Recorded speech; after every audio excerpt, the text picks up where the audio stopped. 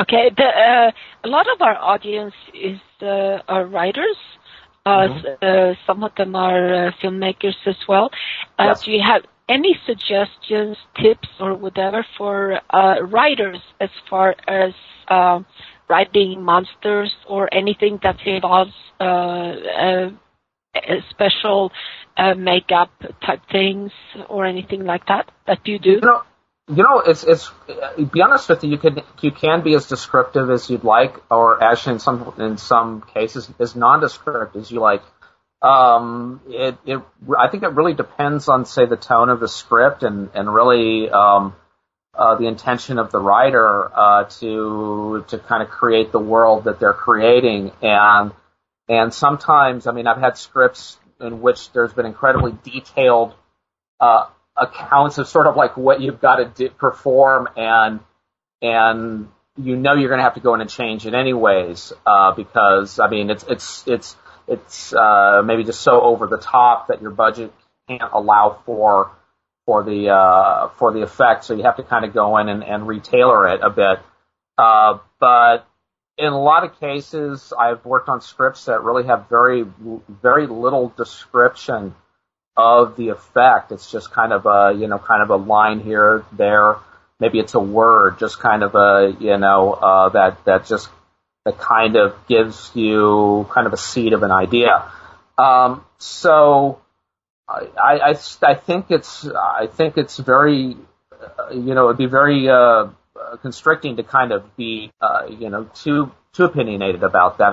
Other than to say that I think it's a writer really should be free to do it the way that they feel is necessary. So would you say that if a writer puts a lot of description in their script, as far as the makeup goes, that's likely to be changed? It can be a lot of times. I mean, really it depends on the budget too. I mean, actually, I've a lot of times I've had, like I said, in one case I had a script that had a it was very descriptive in terms of how the makeup effects were to be, and the producer was really adamant on everything being perfect and matching what's in the script, yet they slashed my budget and really made it difficult for me to perform my duties to a competent nature. And I was able to find compromises that work, but it still kind of changed certain dynamics in the script. And I think that in some ways, in writing a script, unless you're writing like just kind of Z grade, some sort of Z grade horror thing or sci-fi, throwaway. I mean, I worked on plenty of those things. But really, character is like, how large are the chick's boobs, something like that. But it's the things that I'm working on with Drew right now, I mean, it's great to really work with character. And even in these short films, Drew puts a lot of thought into the characters first. And that is really important, and I've seen the importance of that lately. I think that's where the writer should really focus, is really kind of the structure of the story, really, telling the best story they can and really developing the characters to their really kind of fullest extent. The effects really come I'm sorry, but the effects come secondary after that. Even I would say that. I just wanted to ask you, of all the movies that you have seen, which movie blew you away the most as far as your job as the makeup artist or an artist? I really mean that, Was that like any film that I've seen in the past or anything I worked on? Anything that you have seen. Okay, the original Dawn of the... Who do you admire? Who do you like? Who do you, when you watched the movie, you went, whoa? The original Dawn of the Dead was with Tom Savini's effects.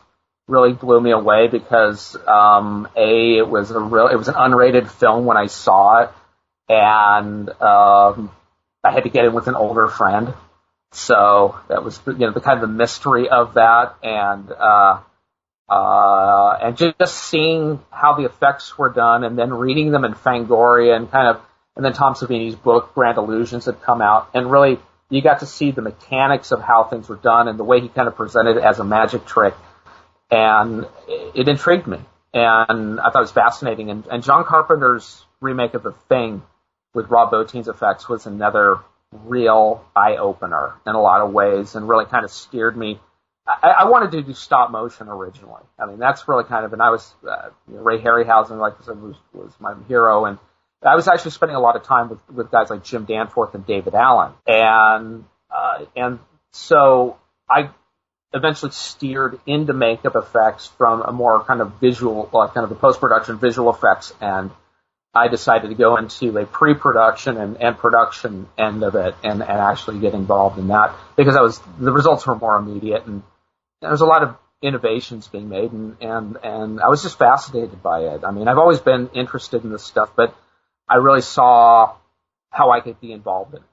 So, it's kind of interesting because that you say that you've always been interested in this stuff because in the profile of what I expect a makeup special effects person to be, that is someone that's always been interested in that. Do you find that to be true? For the most part, yes. I mean, it's like this kind of the glue that holds us together because as a nature, we're really kind of competitive in a lot of ways, and sometimes that competition can turn ugly. And that's like, the craven side of our industry, and I don't really care for that too much. I like to see my friends get the job as much as I like to get the job also. But, I've kind of been working on my own now, and that's how I have managed hooking up with Drew, so it's been a good thing for me in a lot of ways. All right, so I guess that brings us to the end of Simply Radio for the day. Thank you very, very much, Jeff, for being our guest, and you were a very good guest. We look forward to seeing what you and Drew produce in the future.